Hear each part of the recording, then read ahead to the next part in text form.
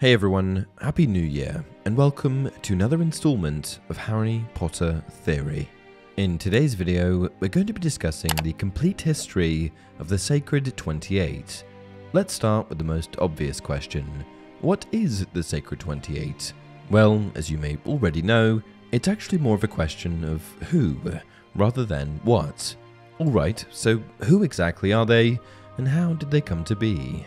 Well, the Sacred 28 is a pure-blood directory of the wizarding world's supposed most pure-blooded magical families, which is to say, the witches and wizards whose ancestors had not muddied their bloodlines with Muggle integration.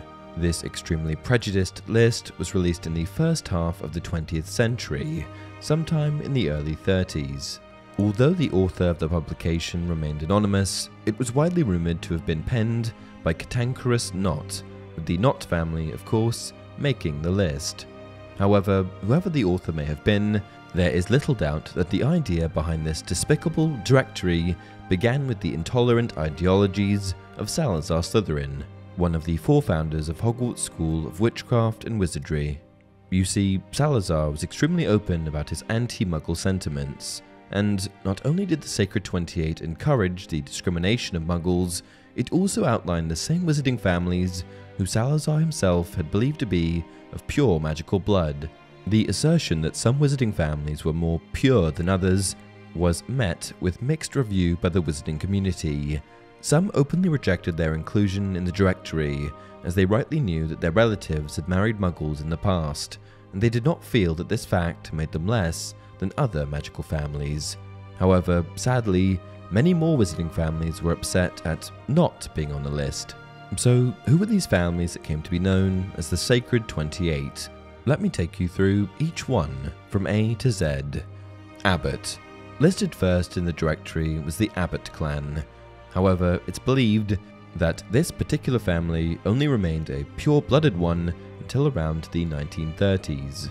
Soon after, members of the family married either Muggles, Muggle-born witches and wizards, or half-bloods. We know this for certain as Hannah Abbott, a Hufflepuff student who attended Hogwarts at the same time as Harry Potter, was a half-blood. Hannah's mother was tragically killed by Death Eaters, which further suggests that they did not align themselves with those who believed in blood purity. Later, Hannah fought in the Battle of Hogwarts, and after school, she married Neville Longbottom. Other Abbots of note include the Hogwarts portrait of a Gifford Abbott and Theophilus Abbott, an American wizard and possible relation to the British clan. Avery. Not much is known about this particular family within the Harry Potter universe. What we do know is that the Avery bloodline is a pure one, and in more recent history, many members of the family became Death Eaters. Black. This is, of course, the last name of Harry's godfather and James Potter's best friend, Sirius Black. The Black family had a prestigious yet dark reputation, with members of the family including loyal Voldemort followers like Bellatrix Lestrange and Narcissa Malfoy. Every member of the Black family, with the exception of Sirius, was sorted into Slytherin while at Hogwarts, and the majority of the family adamantly believed in keeping bloodlines pure. Often referred to as the House of Black, this dynasty was one of the biggest and longest-standing pure-blooded wizarding families Britain had ever seen. In fact, its origins went all the way back to the Middle Ages, as depicted in the intricate mural of the Black's family tree, which hung in the ancestral home of number 12 Grimmauld Place in London. Bulstrode. This wizarding family was mostly pureblood.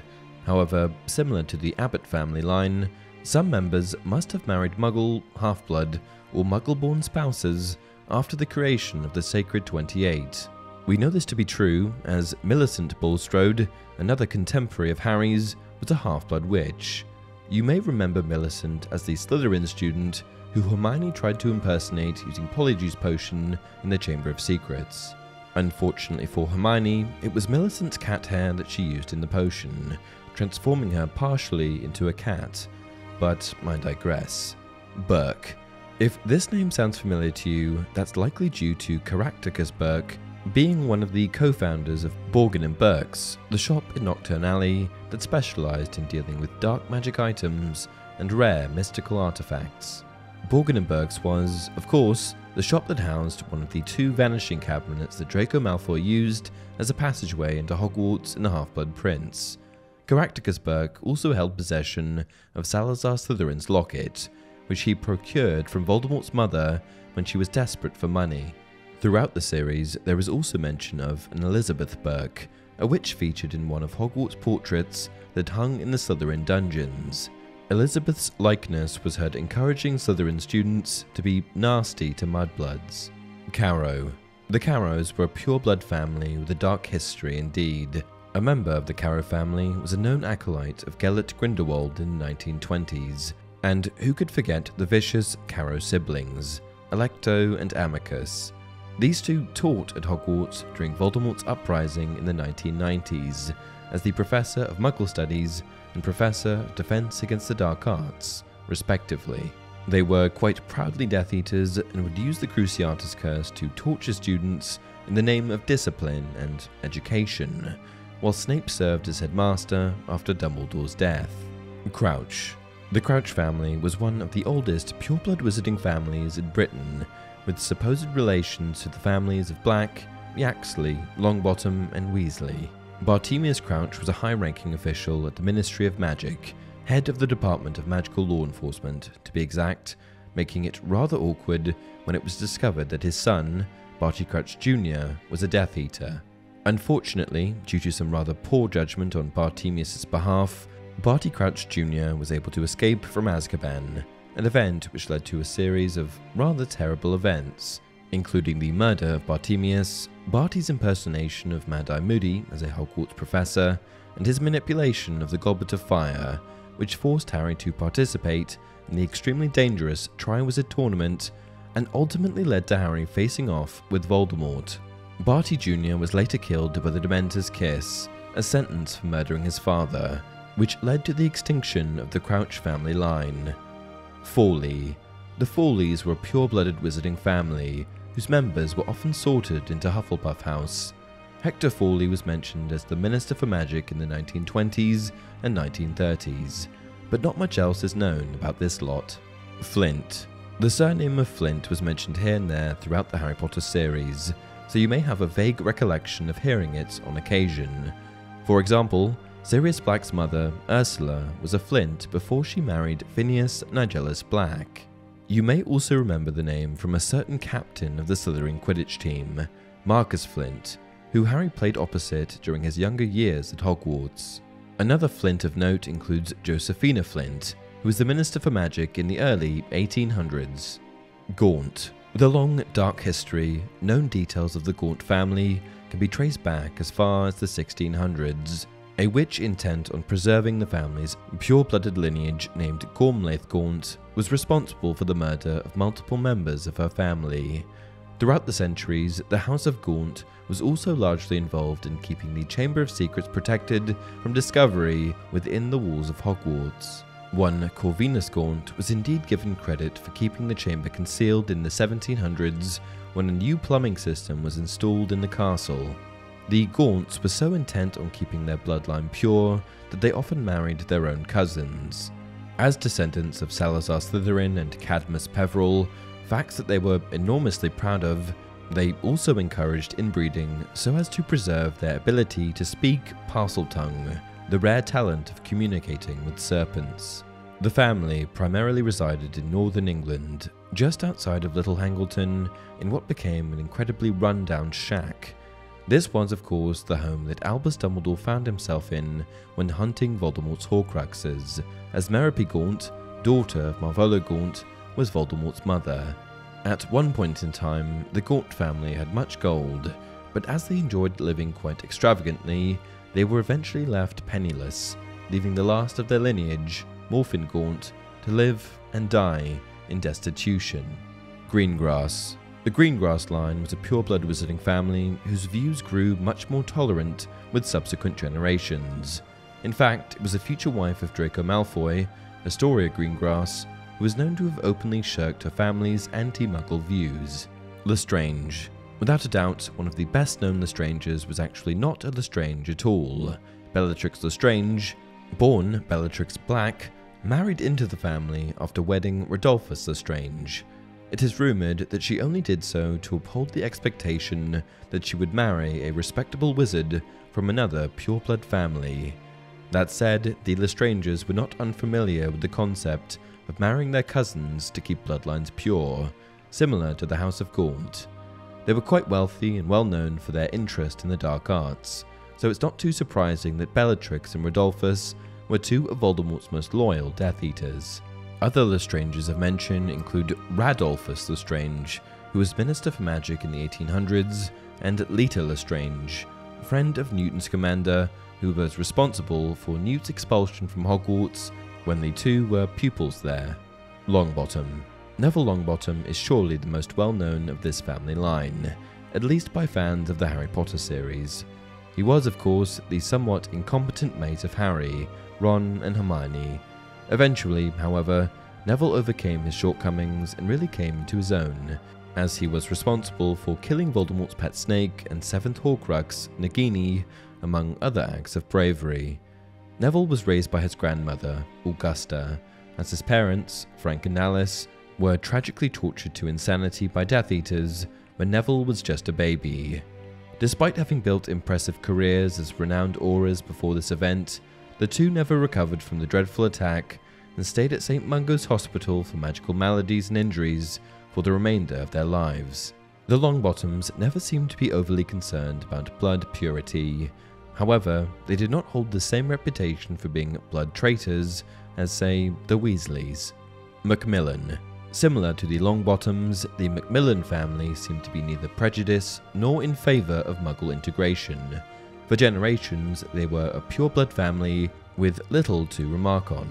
However, Ernie Macmillan, a fellow Hufflepuff student in Harry Potter's year at Hogwarts, made it clear that the family supported Dumbledore during Voldemort's rise to power in the 90s, finally revealing a little of their ideological views. Malfoy. The Malfoys were a pure-blood family who resided in Malfoy Manor in Wiltshire, England.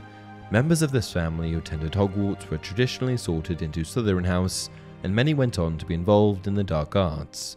They have a long-standing history of being in the presence of power, including royal courts of Muggle kings and queens, and the Ministry of Magic.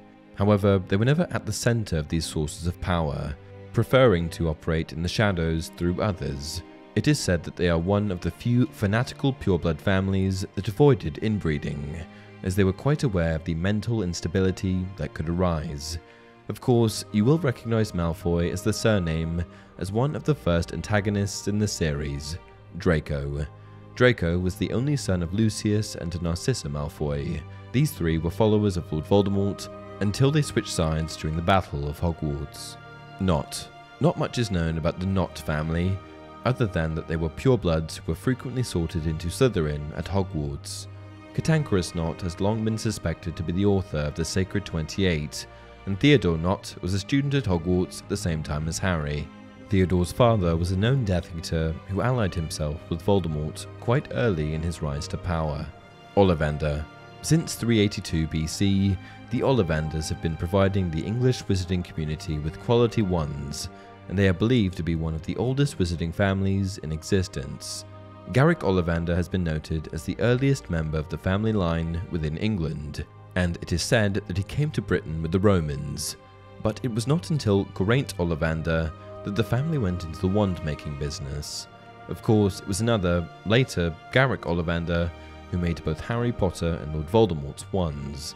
Parkinson. There's not too much to note here. The Parkinsons were a pure-blood family whose members included mean-spirited Pansy Parkinson, a fellow student of Harry Potter's who had romantic interests in Draco Malfoy, and Perseus Parkinson, a minister for magic in the 1700s.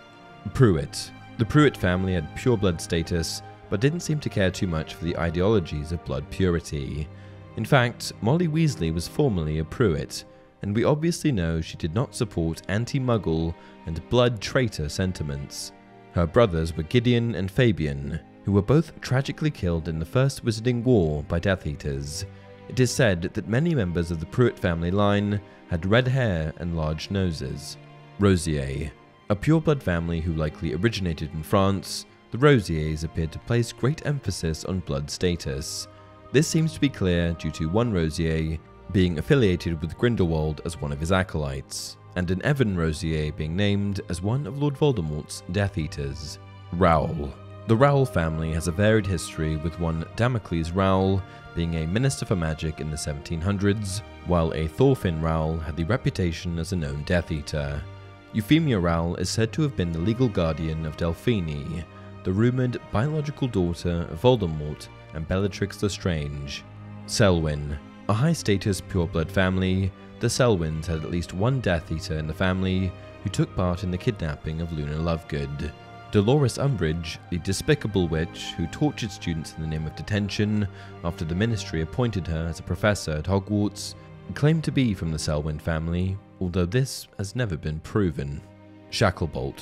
The Shacklebolt family was, by all accounts, of pure-blooded ancestry. However, it is highly unlikely that they were fanatical about blood purity and the ideologies behind the Sacred 28. Supporting this theory is the existence of Kingsley Shacklebolt, one of the first Aurors and a loyal member of the Order of the Phoenix. During the Second Wizarding War, Kingsley protected the Muggle Prime Minister, and at one point in the late 1990s, he was temporarily named Minister for Magic. Shafiq. There is not much information on the Shafiq family, other than that they were a pure-blooded wizarding lineage that existed until at least the 1930s, when the Pureblood Directory was published. Slughorn. Known to be quite wealthy, the Slughorn clan was tolerant of Muggles and wizarding folk who were not purebloods. Formerly the head of Slytherin in the 1940s, Horace Slughorn returned to teach at Hogwarts as the potions professor while Harry Potter was in his 6th year of school. He had an odd reputation for seeking out intelligent students, inviting them to dine with him at his Slug Club. Throughout the years, members of the Slug Club included Lily Evans, Harry Potter's mother, and Tom Riddle, who, of course, went on to become Lord Voldemort. Horace's father was a high-ranking ministry official within the Department of International Magical Cooperation. Travers. There is little to say about the pure-blooded Travers family, aside from their inclusion in the Sacred 28. A Torquil Travers was the head of the Department of Magical Law Enforcement in the early 1990s, and one of Voldemort's Death Eaters was called by the name Travers and was known for his hand in the murder of the McKinnons. Weasley. Without a doubt, even the most casual of Harry Potter fans will know the surname Weasley, as it is, of course, the last name of Harry's best mate, Ron. Almost as well known is Ron's large, loving family, which included his parents, Molly and Arthur, and his 6 siblings, Bill, Charlie, Percy, Fred, George, and Ginny. The Weasleys had a long-standing reputation for their tolerant views of Muggles, Half-Bloods, and Mudbloods, which frequently gave way to other members of the Sacred 28, referring to this lot as blood traitors. But just as they were scorned by those who valued blood purity, the Weasleys were outspoken about their resentment of being included in such a list as the Pureblood Directory. Weasleys were typically sorted into Gryffindor House while attending Hogwarts, and many members of the family supported the Order of the Phoenix. When compared to other wizarding families, you would likely view them as quite poor, but what they lacked in wealth, they more than made up for in compassion. The Weasley family, at least when Ron was a boy, lived in the Burrow, a large multi-level home close to Ottery St. Catchpole in England. After Voldemort's final downfall, Ron went on to marry Hermione Granger and have 2 children, Rose and Hugo. Ginny Weasley, of course, married Harry Potter, having 3 children of their own, James, Albus, and Lily. Yaxley. At least one Yaxley was a known Death Eater, suggesting that this brood had leanings towards the support of blood purity and anti-Muggle sentiments.